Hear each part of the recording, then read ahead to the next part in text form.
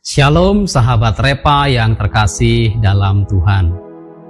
Kebangunan rohani tidak dimulai dari mimbar besar, tetapi dari rumah yang dibersihkan. Kebangunan rohani itu adalah kata yang sering kita dengar, bukan? Tapi izinkan saya bertanya, apakah kebangunan rohani itu benar-benar masih hidup di rumah-rumah kita hari ini? Kita hidup di zaman yang cepat. Semua orang sibuk, semua ingin hasil yang instan.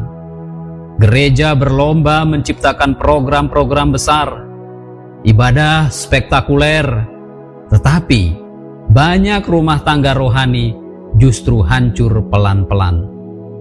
Ruang tamu yang dulu penuh dengan doa, kini dipenuhi notifikasi ponsel. Alkitab di rak jadi pajangan, bukan panduan hidup. Dan seringkali kita menunggu kebangunan di gereja, padahal Tuhan sedang menunggu kita di ruang tamu rumah kita sendiri. Kebangunan rohani tidak dimulai dari sorak-sorak pujian, tapi dari keheningan doa keluarga yang kembali menyebut nama Tuhan. Inilah yang terjadi pada Yakub dalam kitab Kejadian pasal 35.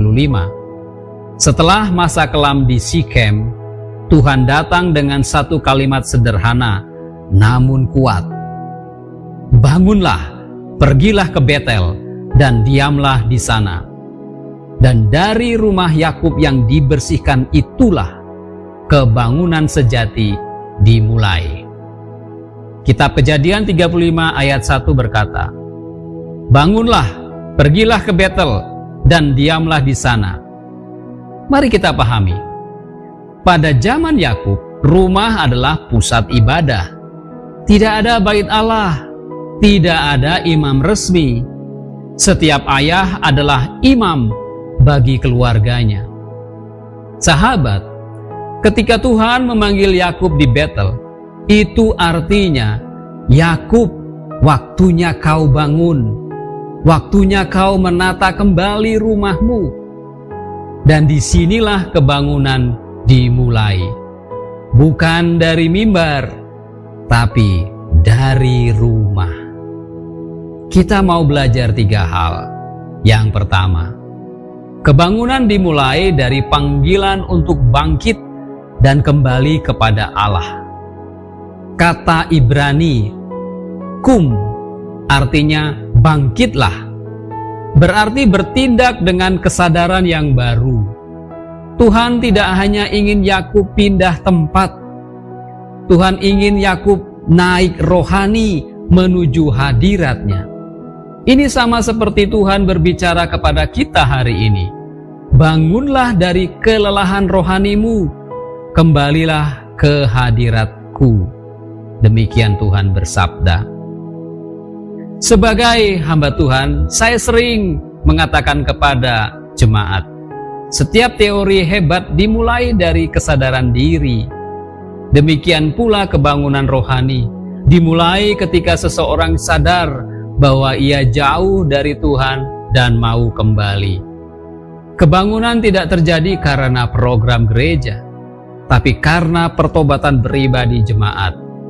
Mulailah dari rumah. Satu doa sederhana di ruang tamu bisa menjadi awal gelombang rohani besar bagi keluarga kita, bagi gereja kita.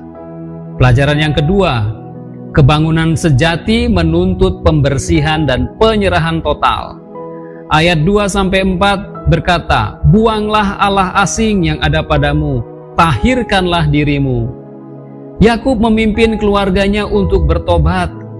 Mereka mengubur berhala di bawah pohon tarbantin, simbol meninggalkan masa lalu. Di zaman modern, berhala kita bukan patung kayu, melainkan kesombongan, kebiasaan dosa, dan cinta dunia. Sebagai orang tua, sebagai pemimpin keluarga, kita dipanggil menyingkirkan semua itu. Tuhan tidak akan tinggal di rumah yang masih menyimpan ilah-ilah modern. Kebangunan tidak datang sebelum berhala dibuang. Kalau ruang tamu kita masih penuh amarah, penuh kebencian, dan penuh ego, jangan heran kalau Tuhan tampak diam. Tapi ketika rumah dibersihkan, hadirat Tuhan akan datang dengan damai. Pelajaran yang ketiga, kebangunan yang murni meneguhkan identitas dan mewariskan iman. Ayat 9-15 dikatakan, namamu tidak akan disebut Yakub lagi, tetapi Israel akan menjadi namamu. Yakub yang lama sudah mati, yang bangkit adalah Israel, pribadi yang bergumul dengan Allah dan menang. Itu artinya, kebangunan sejati bukan hanya membuat kita menangis, tetapi mengubah identitas dan cara hidup kita. Setelah itu, Yakub mendirikan tugu batu dan menuang minyak, simbol penyembahan dan rasa syukur. Ia mengajarkan anak-anaknya mengenal Tuhan.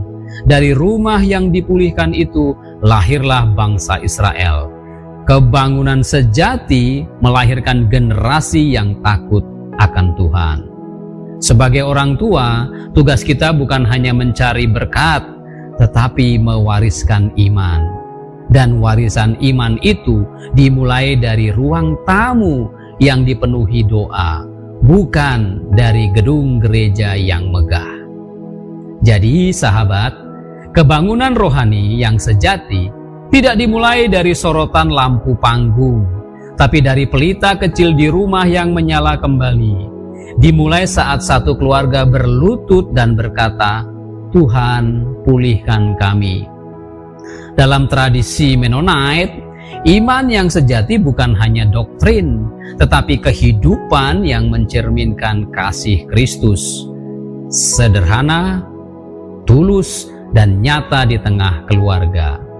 Kebangunan rohani bukan peristiwa besar, tapi sebuah keputusan kecil yang diulang setiap hari. Jadi, jangan tunggu acara besar. Mulailah hari ini, ajak keluarga berdoa, buka Alkitab, nyalakan kembali mesbah doa di rumahmu.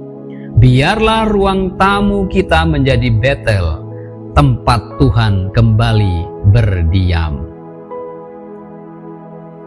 Mari kita berdoa.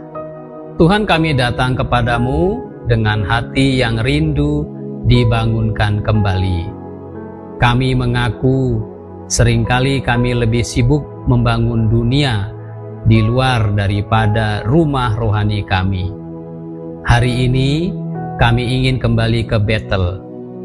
Bersihkan rumah kami Tuhan, jadikan ruang tamu kami tempat hadirat-Mu berdiam, tempat kebangunan rohani itu menyala kembali. Dalam nama Tuhan Yesus Kristus kami berdoa. Amin.